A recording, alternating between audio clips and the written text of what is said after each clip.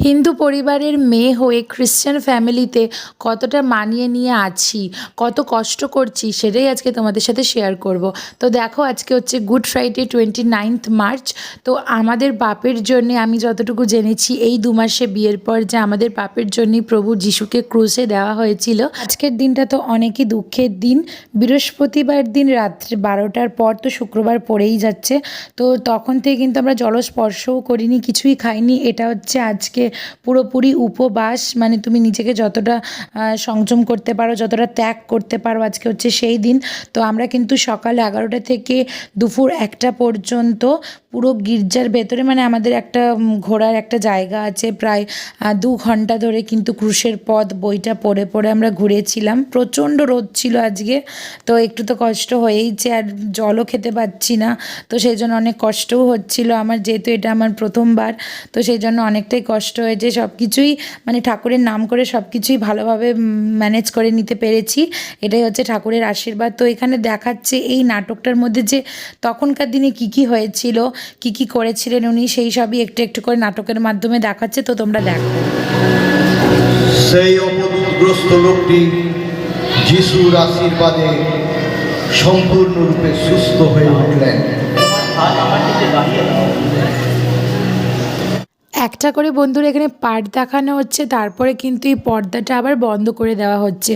তো পরপর পরপর প্রভু যিশু মরা মানুষকে কিভাবে বাঁচিয়েছিল, কিভাবে কি করেছিল, তিনি কি কি করেছিলেন, তিনি একটা রুটি একটা মাছ ভাজা কী করে 1000 জন মানুষকে খাইয়েছিলেন, সমস্ত কিছু দেখানোর পর এখানে কিন্তু পূর্ণ বৃহস্পতিবার, মানে গুড ফ্রাইডের আগের দিন বৃহস্পতিবার দিন রাত্রেবেলাতে কিন্তু ওনাকে ধরা হয়েছিল। তারপরে শুক্রবার দিন সকালবেলাতে ওনাকে অনেক অত্যাচার করা হয়েছিল। এখানে কিন্তু সেই লাস্ট উনি যে ভোজ করেছিলেন 12 জন শিষ্যের সাথে, ওনাদের পা ধুইয়ে দিয়েছিলেন, সেই সমস্ত কিছু কিন্তু দেখানো হয়েছে এই নাটকের দ্বারাতে। তো এখানে কিন্তু পিতার কাছে রুটিটা উৎসর্গ করে তারপরে কিন্তু উনি সবাইকে 12 জন শিষ্যকে একটু একটু করে দিয়ে কিন্তু উনি খাবার খেয়েছিলেন। এটা হচ্ছে বৃহস্পতিবার দিন উনি করেছিলেন। তারপরে কিন্তু শুক্রবার দিন সকালবেলাতে ওনাকে ধরে নিয়ে গেছিল। ধরার পর কিন্তু এখানে দেখতে পাচ্ছ প্রভু যিশুকে এই মানে যারা আছে অন্য আরেক যে ইহুদিদের রাজা, তুমি আদৌ তুমি ইহুদিদের রাজা, মানে এরকম বলে ওনাকে মারধর করা হয়েছিল। আমি যতটুকু জানি, ভুল ত্রুটি হলে তোমরা মানে মানিয়ে গুছিয়ে নাও। তো যতটা আমি বুঝেছি ততটাই তোমাদের সাথে শেয়ার করছি। তো নাকি এরকমভাবে অত্যাচার করা হয়েছিল। তো তোমরা পুরো নাটকটা দেখো, দেখলে বুঝতে পারবে।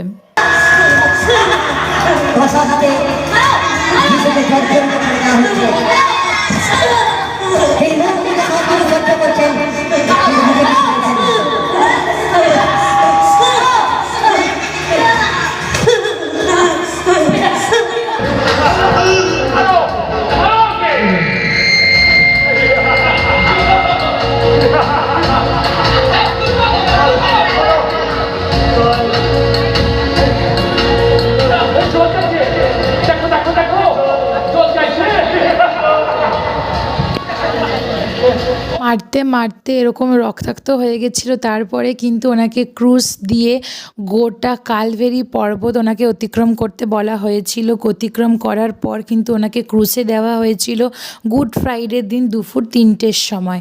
তো ওই দিনই উনি মারা যাবেন, তারপরে কিন্তু ওনাকে কবরে দেওয়া হবে। তো এবার দেখো ওনাকে ক্রুশটা নিয়ে এবার পুরো কালভেরি পর্বতটা ঘোরার জন্য অনেক অত্যাচার সহ্য করতে হয়েছিল। তারপরে উনি মারা যাবেন শুক্রবার দিন। শনিবার রাত্রে, মানে 3 দিন পর, বৃহস্পতি শুক্র শনি, শনিবার রাত 12টার পর ইস্টার সানডে পড়ে যাচ্ছে রবিবার। তো শনিবার রাত্রে কিন্তু আমাদের গির্জা হবে, গির্জাতে প্রার্থনা হবে। আর সেই প্রার্থনাটাই কিন্তু আমাদের অনেক আনন্দের, যে প্রভু যিশু মারা গেছিল 3 দিন পর কবর থেকে উনি মানে নিজেই উঠে পিতার কাছে, ওই ঈশ্বরের কাছে স্বর্গে একদম হেঁটে হেঁটে চলে গেছেন। তো এটাই হচ্ছে ব্যাপার। আর এটাই হচ্ছে গুড ফ্রাইডে। গুড ফ্রাইডের পরের দিন ইস্টার সানডে। তো এটাই হচ্ছে। তো এখানে দেখতেই পাচ্ছ প্রচণ্ড রোদ ছিল ওই দিনকের। তো এত ভিড় আর সবার চোখের জল, আমি তো পুরো কেঁদেই দিয়েছিলাম। তো এখানে দেখো তারপরে ওনার হাতে পায়ে পেরেক গেঁথে দেওয়া হবে, এবং পেরেক গেঁথে দেওয়ার পর কিন্তু ওনাকে ক্রুশে দেওয়া হবে। এক জায়গায় করে পা দুটোকে বড় গজাল পেরেক দিয়ে বিদ্ধ করলেন।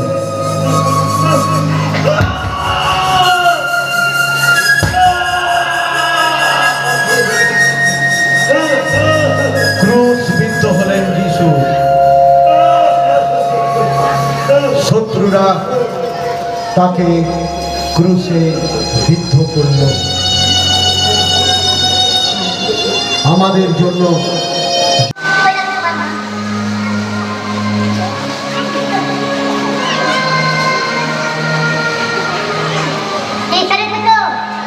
তুমি তো সবাইকে বাঁচিয়েছিলে, এবার তুমি নিজে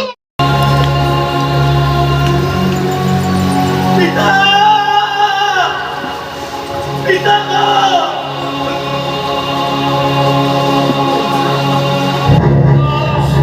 শত্রুরা সব কাঁপতে আরম্ভ করলো। জেরুজালেমের পেছনের পর্দা ফেটে দুভাগ হয়ে গেল। নেমে এলো বৃষ্টি। প্রভু